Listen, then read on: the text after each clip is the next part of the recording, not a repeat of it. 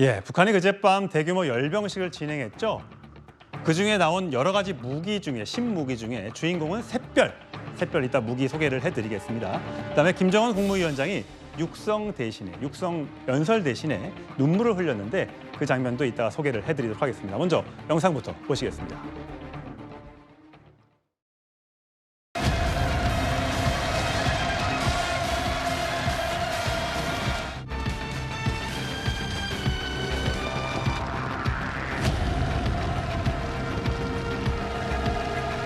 DJ 허정강들과 윤석열 역적 패당은 과대망상적인 시민 원리를 제창하며 미국이 대한민국 절개들과 함께 핵협의 그룹바라는 핵전쟁 기구를 가동시키고 조일양부인 정찰기 샛별 4형과 홍격형 부인기 샛별 9형이 김일성 광장 200m 상공을 두 차례 비행하게 됩니다. 자비한 징벌의 해일로 가증스러운 침략선들을 모조리 수장해버릴 한국 핵전투 무력의 중요한 초강력 절대 경기입니다.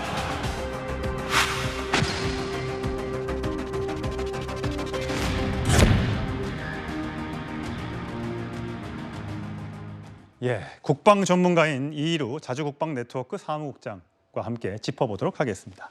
자, 이국장님 오랜만입니다. 네. 자, 외형과 이름을 베낀 북한의 무인기 비행 이렇게 저희가 이름을 달아놨는데 샛별 9형이 과연 미국의 무기를 카피한 게 맞습니까? 거의 그대로 카피했다라고 보고 있습니다. 일각에서는 이것을 미국을 해킹해서 만들었다고 하는데 사실 북한은 이 정찰기의 부품 하나하나까지 전부 다 그 기술을 가지고 있습니다. 왜냐하면 지금 샛별 9형이라고 되어 있는 저 무인기에서 발사되는 미사일을 보시면은 이란이 카엠 114라고 해서 미국의 헬파이어 미사일을 그대로 복제해서 만든 미사일이 있습니다. 그것과 똑같이 생겼습니다. 그리고 방금 이란 말씀을 드렸는데 2019년과 2020년도에 이란이 과거에 리퍼 그리고 글로벌워크를 각각 격추해서 그것을 잔해를 수거해서 리버스 엔지니어링을 통해서 자신들이 역설계를 했다라고 주장한 적이 있습니다. 그리고 실제로 이란에서도 글로벌워크와 리퍼에 대한 복제품이 나왔기 때문에 아마도 북한이 이란으로부터 이 관련 기술을 제공받아서 이 무인기들을 만든 것 같습니다. 근데 무인기가 이제 무기도 굉장히 중요하지만 멀리 날아가고 항속거리라든지 속도라든지 그다음에 또 스텔스 기능이 있는지 모르겠습니다만 그런 등등의 기능이 중요한데 그 정도의 수준이 됩니까? 북한 무인기가? 일반적으로 글로벌워크라고 한다면 전략 정찰기로 표현이 됩니다. 굉장히 높은 고도에서 장거리를 비행하면서 고성능 카메라, 사 레이더라고 하죠. 합성 개구 레이더를 통해서 지상에 있는 표적들을 식별하고 스캔하는 그런 역할을 하는데 아마도 내부에 있는 그 부품들까지는 정확히 베끼지는 못했을 겁니다. 하지만은 저런 무인기를 운용을 한다면은 미국 같은 경우에는 무인기 조종사 그리고 무인기가 지구 반대편에서도 교신할 수 있습니다.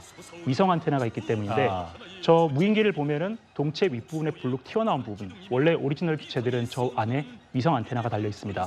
위성 안테나가 있을 수도 있겠지만은 북한의 현재 기술 수준 그리고 북한이 사용할 수 있는 위성의 어떤 가용 능력 같은 걸 감안했을 때는 위성 능력은 없고 전술적인 측면, 그러니까 미사일을 발사한다거나 전술 정찰을 한다거나 이런 정도의 능력만 있는 것으로 추정됩니다. 자, 사실 북한의 무인기가 위협스러운 건 우리나라에 몇 번 내려왔다가 훑고 지나갔고 우리가 그거를 밝혀내지 못해서 그때 한번 문제가 됐던 적이 있지 않습니까? 2014년 3월 달에 청와대 등 서울 내 핵심 방어시설을 촬영해서 북한 무인기가 왔다 갔고요. 지난해 12월에도 북한 무인기가 비행 금지 구역을 침범한 적이 있습니다. 그렇기 때문에 혹시라도 그 무인기에 무기가 실렸다면 하마터면 큰일 날 뻔했다는 걱정이 저희가 이제 제기된 바가 있습니다. 과연 그렇다면 이 무인기 사실 북한의 무인기도 있고 또 핵도 있고요. 그다음 미사일 다 위협적인 무기들이 많이 있습니다. 우리나라 무인기도 그때 한번 공개된 적이 있었는데 우리나라 무인기의 수준은 어떻습니까? 우리나라 무인기는 개발은 굉장히 오래됐지만은 정부 차원에서의 지원이 그렇게 많지 않았기 때문에 저 화면 나가고 있는 게 무인기죠? 저거는 우리 공군이 도입한 글로벌워크 미국제 무인기고요. 예. 우리나라에서 중고도 무인기, 고고도 무인기 그리고 소형 무인기까지 굉장히 많은 종류를 업체 주도 그리고 이제 정부 주도로 여러 가지를 개발을 하고 있는데 우리도 관련 기술은 굉장히 많이 발전해 있습니다. 하지만은 이 무인기가 최근에 우크라이나 전쟁을 통해서 굉장히 효과적인 무기다라고 밝혀지기 전까지는 우리 군도 그렇게 적극적으로 도입하려고 하지 않았기 때문에 이에 대한 투자가 부족해서 아직까지 그렇게 세계적인 수준은 아니다라고 말씀드릴 수 있습니다. 그렇군요. 우리나라가 굉장히 과학 선진국이고 요즘에 무기도 수출을 많이 하고 있는데 아직까지는 그 정도의 수준은 아니라는 얘기를 해주셨고요. 북한의 열병식에 등장한 무기들은 여러 가지가 있습니다. 핵어뢰도 있고요. 화성 17, 18형 본인들이 쐈다고 주장하는 그런 신무기들, 큰 미사일도 많이 공개가 됐습니다.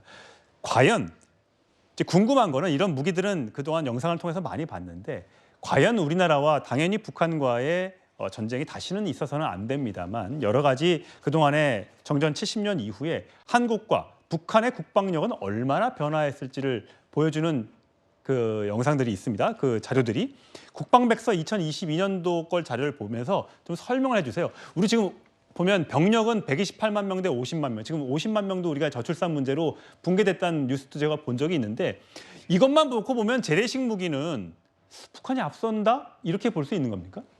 남북한 군사력을 이야기할 때 가장 많이 이야기하는 게 남한이 질적으로 앞서 있고 북한이 양적으로 앞서 있다. 그런데 질적인 우위가 양적인 우위를 깰 수 있다라는 것이었는데 이번에 우크라이나 전쟁을 보면 세계 2위의 러시아가 세계 수십위권의 우크라이나한테 굉장히 말 그대로 처절하게 파괴되고 있습니다. 예. 이런 것들 보면 전쟁은 단순히 저런 숫자만 가지고 우열을 가리긴 좀 어렵다라고 볼 수 있는데 북한이 가지고 있는 저 굉장히 많은 병력, 전차, 그리고 이번에 열병식, 그리고 열병식 하루 전에 있었던 무장 장비 전시회에서 무기들을 보면은 북한은 앞서 나왔던 전략 무기들 뿐만 아니라 전차, 대전차 미사일, 장갑차 같은 이런 재래식 무기에도 굉장히 많은 투자를 하면서 현대화를 하고 있습니다. 즉 양적인 측면에서 우위에 있는 북한이 질적인 측면에서도 급격히 발전하고 있기 때문에 단순히 전통적인 저런 숫자만 나열되어 있는 저런 자료를 가지고 누가 더 우위다, 누가 더 열세다라고 이야기하는 건 좀 무리일 것 같습니다. 네, 구정우 차장. 네. 그러니까 이제 전략자산 무기 중에서도 특히 아까 핵어뢰라든지 ICBM을 공개한 것은 그러니까 남북 간의 그 양 국가만 전쟁을 하는 것이 아니라 우리는 한미 동맹이 있지 않습니까? 미국이 자동 개입하게 돼 있는데 핵어뢰를 통해서 미국의 항공모함이 개입하는 것을 막고 ICBM을 통해서 워싱턴이나 LA가 그 불바다가 될 수 있다라고 협박하면서 미국의 개입을 막으면서 한국을 만약에 저렇게 이 전략 그 비전략 무기인 그 양적 우위를 앞세워서 공격을 해온다라면 대한민국이 그걸 과연 혼자 힘으로 막아낼 수 있겠느냐. 이제 이런 측면 때문에 한미 동맹을 강화하고 한미일 삼각 협력을 통해서 안보 울타리를 튼튼해야 된다. 이제 이런 논리가 나오고 있는 것이고요. 윤석열 정부 들어서는 그런 점에 굉장히 좀 중점을 두고 안보 태세를 강화하고 있다. 이렇게 평가할 수 있을 것 같습니다. 예.